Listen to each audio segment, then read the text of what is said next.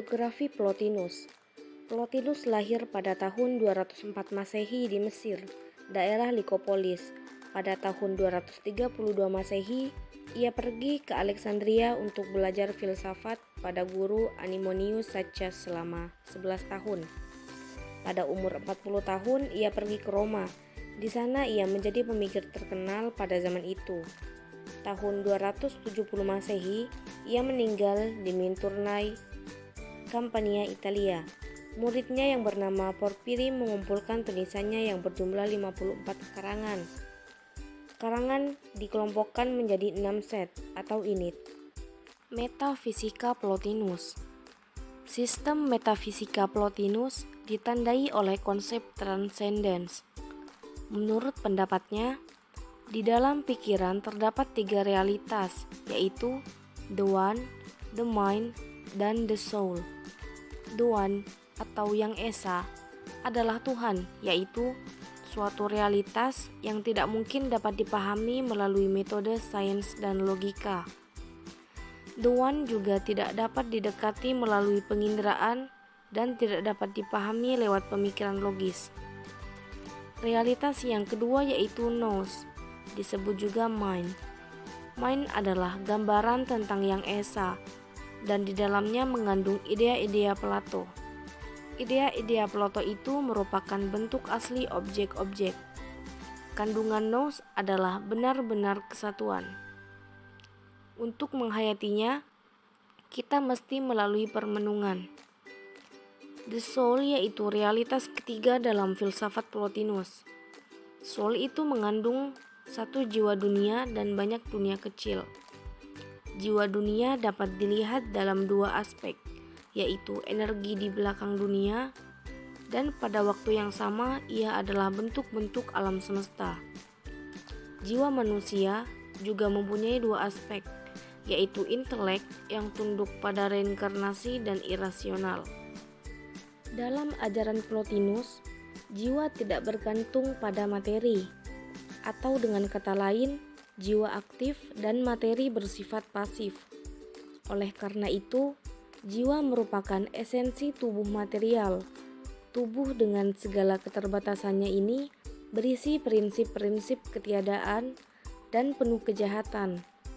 Ia mempunyai jarak yang jauh dari Yang Maha Esa. Adapun corak filsafat Plotinus berkisar pada konsep yang satu, artinya semua yang ada bersumber dan akan kembali kepada yang satu. Oleh karenanya, dalam realitas seluruhnya terdapat 2 gerakan, yaitu pertama, dari atas ke bawah. Teori yang pertama ini dapat digambarkan sebagaimana dalam emanasi. Pancaran dari yang satu memancar menjadi budi atau eniuas. Akal budi ini sama dengan ide-ide Plato yang dianggap Plotinus sebagai intelek yang memikirkan dirinya. Jadi akal budi sudah tidak satu lagi. Hal ini karena dalam akal budi terdapat dualisme, yaitu pemikiran dan yang difikirkan. Dari akal budi itu muncullah jiwa dunia atau psyche. Akhirnya dari jiwa dunia itu mengeluarkan materi hail yang bersama dengan jiwa dunia merupakan jagat raya. Karena materi memiliki tingkatan paling rendah, maka ia berupa makhluk yang paling kurang sempurna dan sumber-sumber kejahatan. Yang kedua, dari bawah ke atas. Teori ini dapat pula dikatakan dengan kebersatuan dengan yang satu. Inilah yang menjadi tujuan dari filsafat yang dikonsep oleh Plotinus. Pada bagian kedua ini, jiwa manusia harus memusatkan diri kepada diri sendiri terlebih dahulu, meninggalkan kesenangan objek-objek panca indera, serta menekan alam pemikirannya kepada alam pemikiran ketuhanan. Dengan demikian, jiwa bisa mencapai alam jiwa akal mutlak, spirit nous.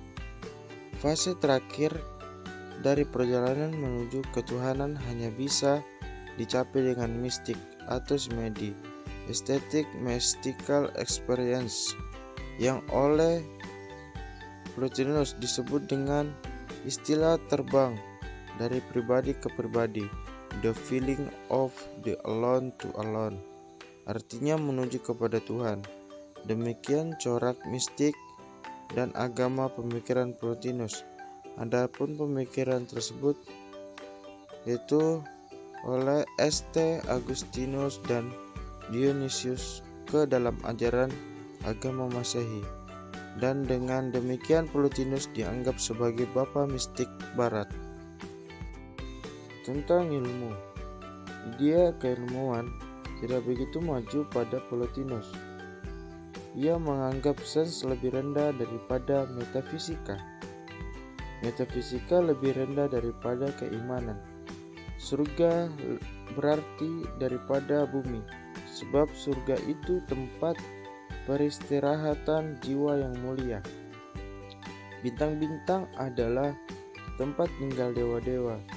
Juga mengakui adanya hantu-hantu yang bertempat di antara bumi dan bintang-bintang. Tentang jiwa, menurutnya jiwa adalah suatu kekuatan ilahi dan merupakan sumber kekekalan. Alam semesta berada dalam satu jiwa dunia. Jiwa tidak dapat dibagi secara kuantitatif, karena jiwa adalah suatu yang satu. Satu di sini dapat diartikan dengan setiap individu terdapat jiwa, sehingga jiwa berjumlah sangat banyak. Dari jiwa dengan jumlah yang sangat banyak tadi, antara jiwa yang satu dan lainnya memiliki kesatuan. Etika dan estetika Plotinus. Etika Plotinus dimulai dengan pandangannya tentang politik, yaitu setiap warga negara dalam dunia politik harus menjalankan tugas-tugasnya, sekalipun tidak tertarik di dalamnya. Plotinus tidak menganggap tinggi kehidupan bertapa, tetapi perenunganlah yang lebih penting, dan ini bertentangan dengan pengikutnya, yaitu Augustinus.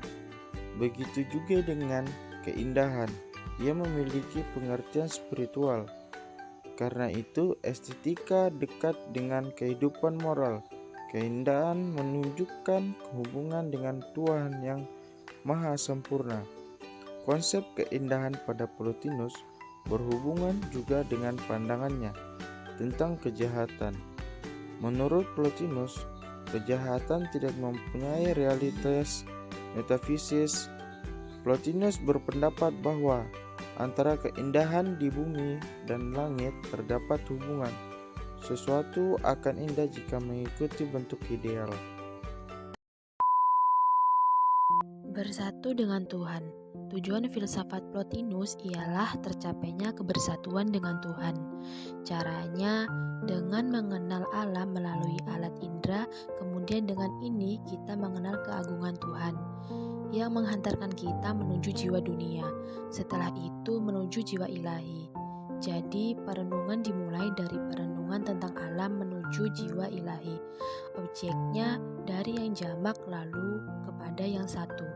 Dalam perenungan terakhir terjadi keintiman, sehingga tidak terpisahkan lagi antara yang merenung dan yang direnungkan, yaitu antara diri manusia dengan Tuhan.